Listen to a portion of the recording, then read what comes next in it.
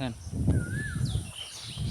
আমরা নিয়ে এসেছি আমাদের সেই পুরনো আমাদের অর্গানিক ফার্টিলাইজার দিয়ে এবং পেস্টিসাইড ইউজ করা হচ্ছে পেঁপে বাগানে। হ্যাঁ, তো এটা হচ্ছে আপনার বেগমপুর গ্রাম মহেশপুর উপজেলার অধীনে। হ্যাঁ, রিপন ভাই যে একজন দোকানদার, উনি কিন্তু এইভাবে মানে হ্যাঁ কৃষক না।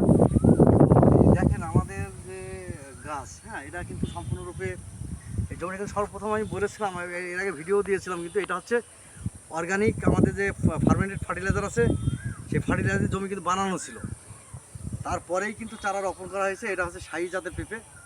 এরপরেই কিন্তু এরপরে যে নিয়মিত যে ডোজ দেওয়া হয় এবং আমাদের যে অর্গানিক ফার্টিলাইজার যে পেস্টিসাইড আছে, হ্যাঁ সেই অর্গানিক পেস্টিসাইড কিন্তু এখন ইউজ করা হচ্ছে। তো আপনারা দেখতে পাচ্ছেন মার্শাল্লাহ, হ্যাঁ মানে গাছের চেহারা এবং গ্রোথ দেখেন কত সুন্দর। এবং আলহামদুলিল্লাহ গাছের কিন্তু কোনো প্রকারই হচ্ছে ভাইরাস নাই। হ্যাঁ, কারণ এখন পর্যন্ত ইনশাল্লাহ ভাইরাসে এটা করি নাই, আশা করি করবেও না। আলহামদুলিল্লাহ অনেক ভালো দেখতে পাচ্ছেন এই যে গাছের যে চেহারা, তারপরে এই যে শুধু একটা না আরও দেখেন, হ্যাঁ এই যে এখানেও দেখতে পাচ্ছেন, তারপরে যে লাইন বাই লাইন দেখলেই বোঝা যাবে যে কত সুন্দর। হ্যাঁ, এই যে এখানে দেখেন মানে খুবই ভালো। এবং ইতিপূর্বে আরেকটা আমাদের ফোনে একটু দেখাইছি, সেটা হচ্ছে আপনার খালি এই যে এখানে দেখেন। তো যাই হোক, এই যে দেখলেন কিন্তু হচ্ছে এই রিপন ভাইটাও নিজে মানুষ, কিন্তু আবার কে বুদ্ধি দিচ্ছে এর ভিতরে যে এই দেশে কাটুয়া শাক যেটা বলা হয় সেটা কিন্তু উনি লাগাইছে। হ্যাঁ, অবশ্য আমাকে না জানিয়ে করছে, ওরা ঠিক করে না, কারণ হচ্ছে ওরা অনেক খাবার খায়।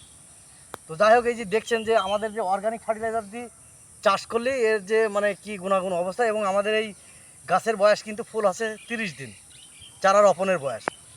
তো আমার মনে হয় না যে হচ্ছে যারা রাসায়নিক সার দিয়ে আবাদ করে থাকে 30 দিনে চারা রোপণ করলে যে এত বড় গাছ বা এত গ্রোথ এবং ডিপ গ্রিন দেখেন, গাছে কোনো ভাইরাস নাই। মাকড় বলেন, হোয়াইট ফ্লাই বলেন, চোষক পোকা বলেন, সাদামাছি বলেন বা জাপ বলেন, দেখেন দেখলেই বুঝতে পারবেন এখানে মানে মিথ্যার কিছু নাই। আছে কোনো গাছে কিন্তু নাই, দেখেন একটা জাপ নাই, সাদামাছি নাই, মাকড় নাই, হ্যাঁ কোনো কিছু নাই। তো এই জন্য হচ্ছে যারা মানে পেঁপে চাষ করতে বা যে কোনো ফসল করতে যারা ইচ্ছুক, তাদেরকে আমি অনুরোধ করব এবং সাজেস্ট করব যে আপনারা প্রথম অবস্থায় মানে অল্প কিছু করে হচ্ছে অর্গানিক ফার্টিলাইজার এবং পেস্টিসাইড ইউজ করেন অর্গানিক। যেমন আপনি যদি মনে করেন 5 বিঘা আবাদ করেন, সেই ক্ষেত্রে হয়তো আপনি 10 কাঠা ধান আবাদ করলেন বা আর 10 কাঠা হয়তো অন্য যে কোনো সবজি ফসল করলেন। এতে কিন্তু আপনি প্রমাণ পাবেন যে আসলে আমি রাসায়নিকে আমার কেমন ব্যয় হচ্ছে টাকা, এবং সেখান থেকে আমি কী পরিমাণ বেনিফিট পাচ্ছি এবং কেমন ফসলটা ভালো হচ্ছে এবং পোকার উপদ্রব কেমন সেটা অ্যাটাক করছে, এবং অর্গানিকভাবে চাষ করলে এটাই কেমন খরচ হচ্ছে এবং এটাই কেমন আবাদে প্রফিট হচ্ছে বা লাভজনক এবং ভালো ফসল হচ্ছে, এটা আপনি দেখবেন। যদি আপনি মনে করেন যে না আপনি এই আবাদ করার পরে যখন রেজাল্ট আসবে রাসায়নিক থেকে কী পরিমাণ আসছে এবং অর্গানিক থেকে, আর অর্গানিকটা মেন বিষয় হচ্ছে এটা তো আপনার 100% নিরাপদ, প্রাকৃতিক, ন্যাচারাল। এখানে কিন্তু কোনো প্রকারই বিষযুক্ত নাই। বিষমুক্ত খাবার কিন্তু আপনি জনগণকে দিতে পারছেন। সেই ফসল কিন্তু সারা জনগণ কিন্তু খাবে, আপনিও খাবেন, আমরাও খাবো। তো আমরা সবাই কিন্তু চাইবো আস্তে আস্তে আমরা অর্গানিকে চলে আসার জন্য। বিষ মুক্ত খাবার আমাদের খেতে হবে। তো সেই হিসাবে আমি সবাইকে বলবো যে আপনারা অল্প অল্প করে চালু করেন, ইনশাল্লাহ একসময় দেখবেন যে না পরবর্তী সিজনে দেখছেন আপনি অর্গানিকে ভালো রেজাল্ট পেয়েছেন, তখন কিন্তু অর্গানিকই করবেন।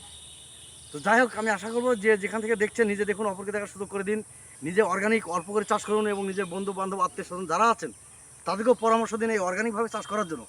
আমাদের রাসায়নিক থেকে বেরিয়ে আসতে হবে, এটাই মাথায় রাখতে হবে। তো সবাই ভালো থাকুন, সুস্থ থাকুন, ইনশাল্লাহ দেখা হবে আগামীতে নতুন কোনো এক মাঠে। আজকের মতো বিদায়, আল্লাহ হাফেজ।